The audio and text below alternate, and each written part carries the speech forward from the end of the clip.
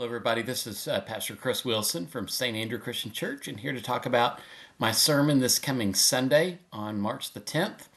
We're in Sunday of, I guess, the fourth Sunday of Lent, and I've been doing a series of Lent through the lens of Ted Lasso. It's kind of a unique series, and felt like that series uncovered a lot of unique gifts that we can apply to our faith life. And this particular week, week 4, is the gift of vulnerability. And one of the challenges of vulnerability is people's willingness to be vulnerable. We sometimes ask ourselves, what risk do we take with vulnerability? I mean, do we take a risk and be vulnerable and allow more of ourselves to be visible to other people? And the other kind of question is, what prevents us from being vulnerable from other people?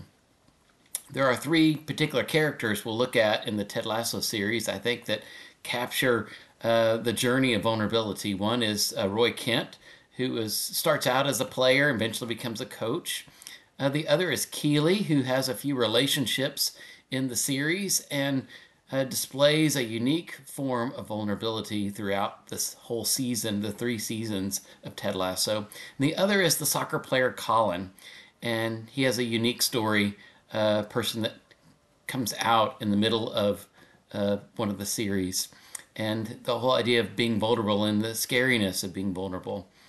The story that will kind of be a backdrop to Ted Lasso and these 3 characters I'll talk about on Sunday is a passage from the Gospel of John. It's the 13th chapter, and it's one of the upper room stories. The unique part about John's version of the upper room is the washing of feet. And Jesus, in his own unique way, takes a risk of washing the feet of the disciples.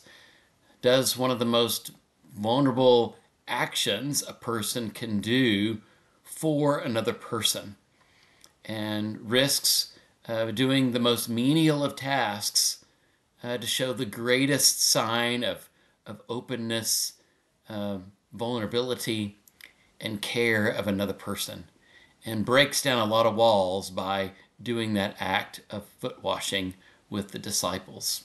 So this Sunday we'll take a look at this whole theme of vulnerability and what it means for ourselves, what it means of how we work on deepening relationships of those around us.